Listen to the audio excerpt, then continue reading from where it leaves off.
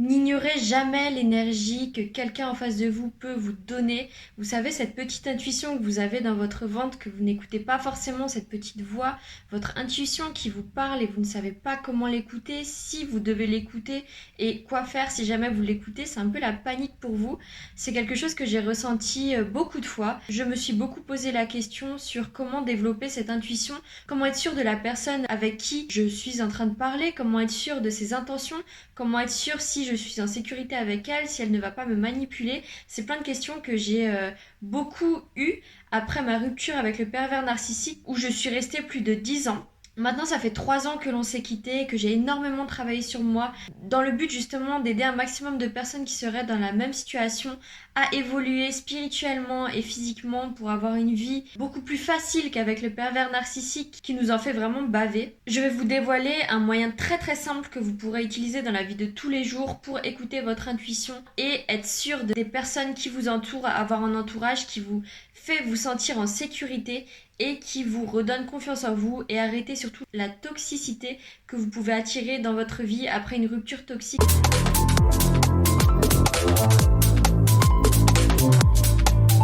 Bonjour tout le monde, j'espère que vous allez bien.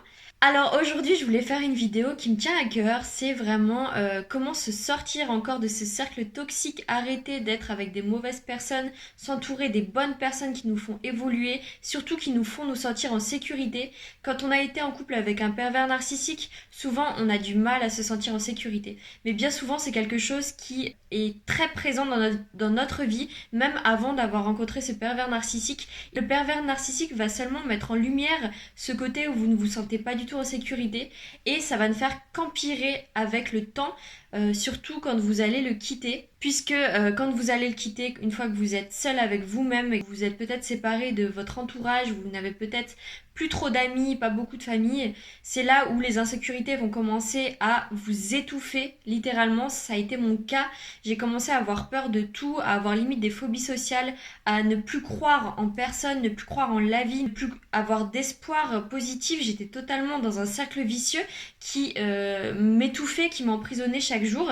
Et je voulais absolument par tous les moyens trouver un moyen de m'en sortir et d'arrêter justement ce cercle négatif, parce que sinon, oui, là on est dans une phase de dépression, mais après la dépression ça peut aller très très bas.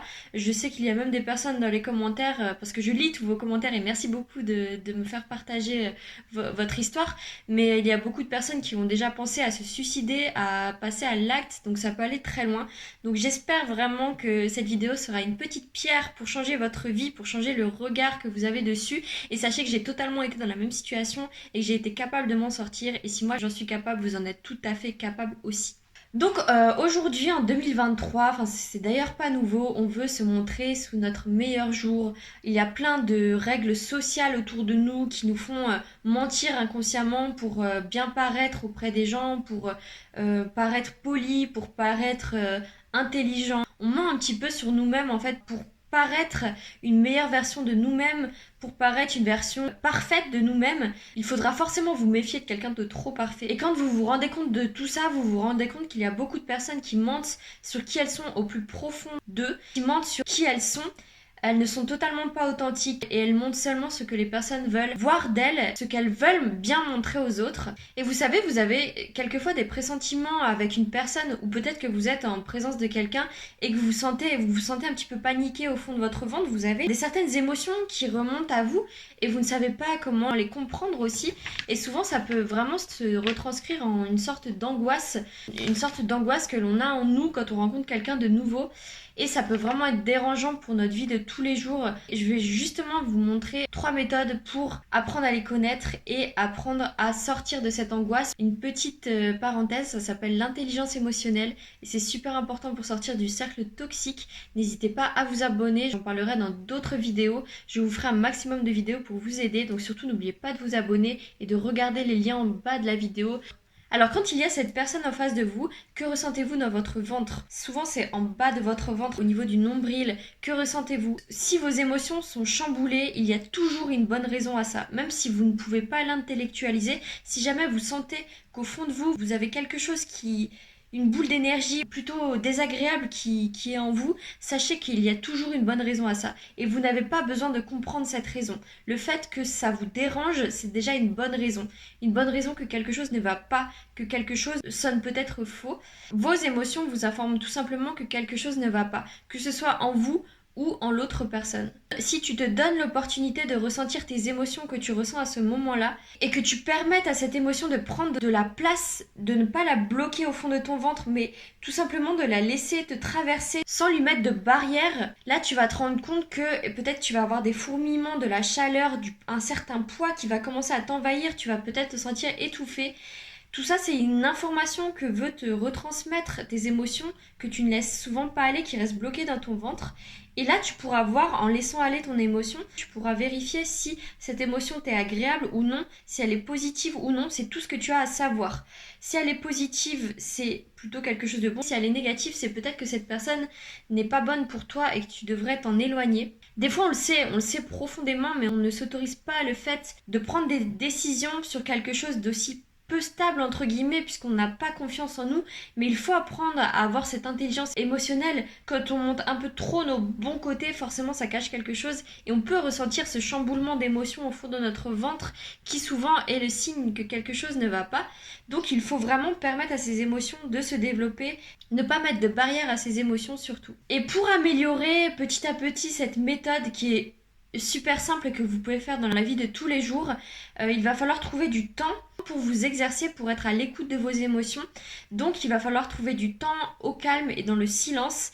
Je le recommande encore une fois dans toutes mes vidéos, mais la méditation a changé ma vie et elle changera la vôtre également si vous prenez du temps, même pendant 5 à 10 minutes pour faire votre méditation. Juste vous poser dans le silence et prendre le temps de ressentir toutes vos émotions, de noter ce que ça fait sur vous, de noter le message peut-être que chaque émotion veut vous passer. Ça vous prend 5 minutes au réveil ou quand vous allez dormir, vraiment c'est très rapide. Parce que sachez que votre intuition nous envoie tout le temps des messages mais qu'on n'arrive pas à les écouter parce qu'il y a trop de bruit extérieur, trop de bruit dans notre tête, on est toujours avec de la musique, on est toujours sur nos téléphones, on n'a pas le temps vraiment de se recentrer sur soi, de ressentir nos émotions. Si vous êtes sérieux dans le fait que vous voulez guérir et passer à l'étape suivante, c'est ce que j'ai fait, je vous parle uniquement de ce que j'ai fait. Il faut trouver du temps pour vous dans le calme, faire 5 à 10 minutes de méditation chaque jour va changer votre vie. Oui, ce n'est pas glamour, mais c'est ça réellement qui marche. C'est ça qui marche et qui a marché pour beaucoup de personnes. Recentre-toi sur toi, concentre-toi sur tes émotions sans détourner tes yeux de ces émotions, même si elles sont inconfortables. Tu restes sur cette émotion jusqu'à temps qu'elle parte, puisque chaque émotion sont là pour nous traverser. Vous n'êtes pas vos émotions, vous n'êtes pas vos pensées. Votre ego va essayer de caler votre identité sur ses pensées, mais vous n'êtes pas vos pensées. Il va falloir être très courageux. Quand vous allez ressentir des mauvaises énergies, des mauvaises émotions, il va falloir se concentrer sur elles et surtout ne pas détourner le regard, ne pas détourner votre attention sur cette émotion. Ça peut paraître douloureux, mais vous verrez, ce sera beaucoup moins douloureux que de la garder en vous pendant des années, puisqu'il faut savoir que si vous gardez en vous ces émotions négatives, elles ne vont faire que grossir, jusqu'à temps que vous n'ayez plus d'autre choix que de la regarder en face. Donc ne perdez pas plus de temps et regardez-la droit dans les yeux, ressentez-la pleinement pour qu'elle parte. Peut-être que vous pouvez penser que vous êtes les seuls à ressentir ça, que vraiment vous n'avez aucune issue, mais plus vous allez vous concentrer dessus, plus vous allez voir qu'elle ne vaut rien et que c'est seulement une pensée. Il faut vraiment faire l'expérience pour voir que ces émotions ne valent rien. Elles n'ont aucun pouvoir sur vous, vous êtes plus fort que ça tout simplement et vous allez vous rendre compte de par la méditation et en prenant du temps pour vous recentrer. J'espère que cette vidéo va vous aider à passer au niveau supérieur, c'est tout ce que je vous souhaite. On se retrouve très vite pour une prochaine vidéo, n'oubliez pas de vous abonner et de regarder les liens en bas de la vidéo. J'ai une communauté d'entraide sur Facebook, donc abonnez-vous et je vous fais de gros bisous et à très vite pour une prochaine vidéo.